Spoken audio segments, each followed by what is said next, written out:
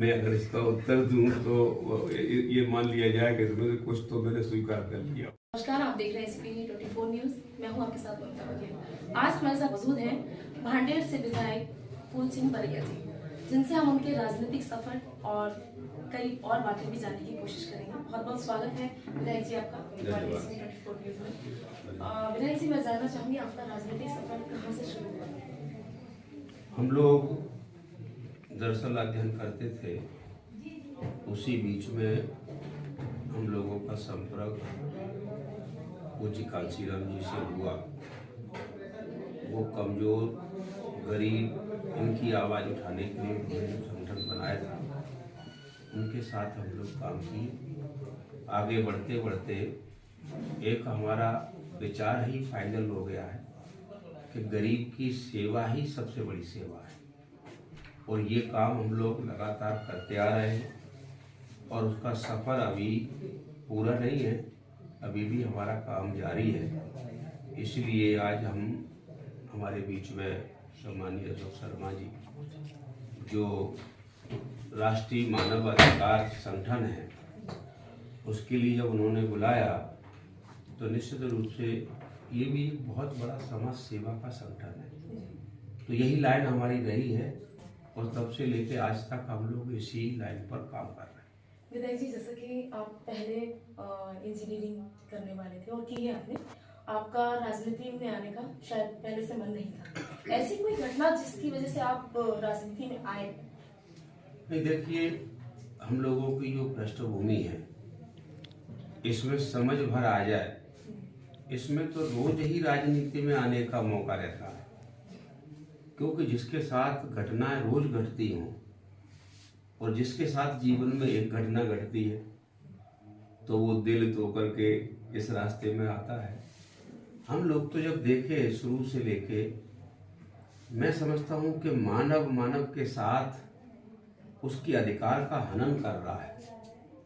ये शुरुआत से ही हम लोगों को दिखाई दिया कि एक ऐसा भी नहीं कि कोई बिना पढ़ा लिखा मानव है, कोई भी मानव एक मानव के अधिकारों का बहुत मजबूती से हनन कर रहा है। तो एक बार देखा, दो बार देखा, तीन बार देखा, चार बार देखा, कई बार देखा, लेकिन ऐसा लगा कि अब बर्दाश्त करने लायक नहीं है। इस काम को हम लोग भी इसका सॉल्यूशन निकालेंगे, इसलिए इस काम पर हम लोग आए। विधायक जी, जैसा कि विधानसभा चुनाव के दौरान आप काफी चर्चाओं में रहे। आपका दावा था कि बीजेपी को 50 सीटों से अधिक नहीं मिलेगी और वो दावा कहीं ना कहीं फेल हुआ। इसकी वजह क्या है? देखिए, दावा दरअसल मैं जो समझ रहा था, जो मेरा कैलकुलेशन है, मैं आज भी कह रहा हूँ कि जो इलेक्शन जिसके भी नेतृत्व में हुआ, वो इलेक्शन एक बार मेरे नेतृत्व में अगर एक कंडीशनल, इसका कोई मेरी इच्छा नहीं है, अगर मुझे मौका मिले इस चुनाव को फेस करने का, मैं दावे से कह सकता हूं कि भारतीय जनता पार्टी 50 सीट तो मैंने बहुत कह दिया था, भारतीय जनता पार्टी इतनी सीटें नहीं जीत पाएगी, क्योंकि हमारे पास इसका कैलकुलेशन है और मैंने नेताओं को कहा भी था। लेकिन कांग्रेस पार्टी इस काम को न जाने क्यों नहीं कर पाई, और मैं समझता हूँ कि ये काम करने से रुक गया। एक तो ये बड़ा बिंदु है। सर, मेरा फिर से सवाल वही है, जैसे कि मतलब जो ग्राउंड पे है बीजेपी की जीत दिखाई दी, तो उसकी वजह क्या रही? मतलब किस तरह से ये पलट गई, बाजी जो थी वो पलटी है? किस इसका कारण, इसके पीछे क्या कारण है? इसका एक बहुत बड़ा कारण तो ये है कि Bharatiya Janata party fair election कभी न चाहती है न कराती है, भविष्य में भी कभी नहीं कराएगी। भारतीय जनता पार्टी ने चुनाव का एक मुखौटा इसने चेंज कर दिया है। वैसे तो इन्होंने अभी ईवीएम का भी काफी चल रहा है, तो मैं ये नहीं कह रहा हूं कि ईवीएम सही है कि गलत है। मैं ये कह रहा हूं कि 18 पार्टियों ने इलेक्शन कमीशन ऑफ इंडिया से टाइम मांगा और ईवीएम के बारे में चर्चा करने को कहा, तो इलेक्शन कमीशन ऑफ इंडिया ने 18 पार्टियों को कई बार टाइम मांगने पर टाइम नहीं दिया। ऐसी क्या बात है? तो कहीं ना कहीं तो ईवीएम में गड़बड़ी है, ये तो सिद्ध कर रहा है ना।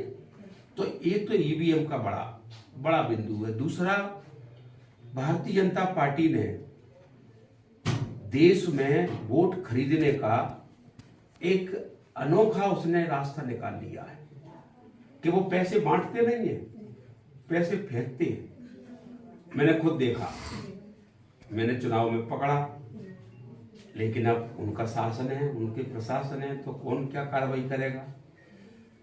तो मैं आपको ये बता सकता हूं कि एक वोट के कितने पैसे देना है, जितने में वो खरीद रहा है वो उतने पैसे देने को तैयार नहीं है, वो उतने पैसे फेंकने को तैयार है। उसके घर में पैसे रात में 2 बजे के बाद वो उसके घर में पैसे फेंकते हैं, साथ में एक सिलक लगाते हैं और थ्रेटनिंग भी देते हैं।